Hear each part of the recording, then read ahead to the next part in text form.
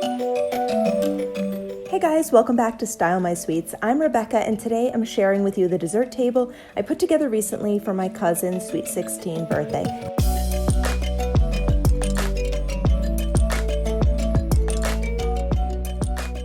It came out absolutely amazing and would be stunning for a wedding or any other special occasion or event where you're looking for elegant decor and a delicious display of desserts. So today I just want to walk through it with you guys and share some of my tips if you wanted to do something like this for yourself. So the color theme that she wanted was shades of purple, lavender and lilac colored flowers, silver and gray complemented by a beautiful rustic whitewashed wood, along with twinkle lights since it was in the evening. Starting with the backdrop, the flowers framing the tied-back lavender curtains made such a beautiful statement piece for this table, and what could work better for this look than hanging wisteria flowers? I purchased wisteria garlands from Amazon and then also added some additional stems from Hobby Lobby. I could get the different shades of purple from lavender and lilac to eggplant and maroon. And I even added a couple off-white colored stems for some interest to make the purples stand out even more. I'll leave links for whatever items I can down below, and then also make sure if you go to Hobby Lobby for the individual stems, make sure you buy them whichever week they have the 50% off on their floral stems, because they do alternate weeks with their sales.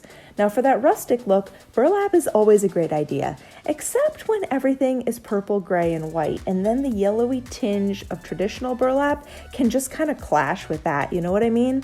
So what did we do? A gray burlap table runner, and I think this was the perfect solution. I also used a twinkle light curtain in the backdrop, and if you guys saw my Christmas home tour, this is the same one I had in the window behind my tree. And since the event was in the evening, twinkle lights, uplighting, candles, all look amazing.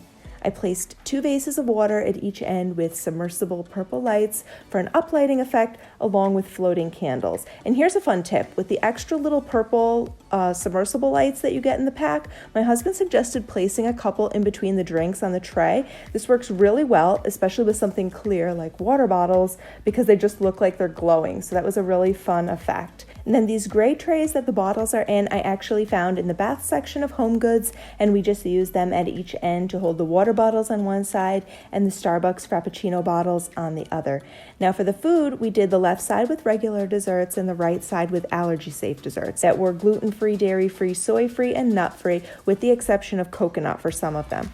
I will leave links for these up top here as well as in the description box, so just leave me a comment and let me know which dessert recipes you're interested in.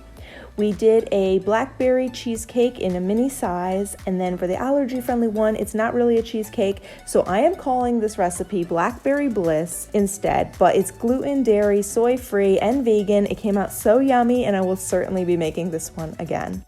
Also, we had white chocolate blueberry truffles, both regular and allergy-friendly ones.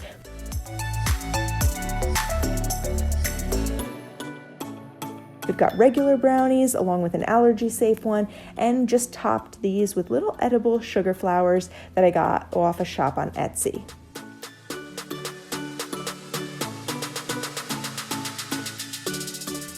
Also, mocha brownie trifles, a regular one and an allergy-friendly one. And you might have noticed the different ribbon wraps on the cups. Not only are these pretty, but they were a helpful way to identify how many of each dessert I needed, with the added safety measure of labeling for myself to be sure which was which when it came to identifying the regular and the allergy-safe dessert cups. Of course, we did food labels for the guests to know which was which. And for that, I purchased these wooden rounds in Hobby Lobby, and I used hot glue to attach flat stones from a bag of the marble stones that you can get for $1 in Dollar Tree, and they made little feet to hold up the stand. And then to complete the look, I used a little sprig of lavender, also from the Dollar Tree floral section.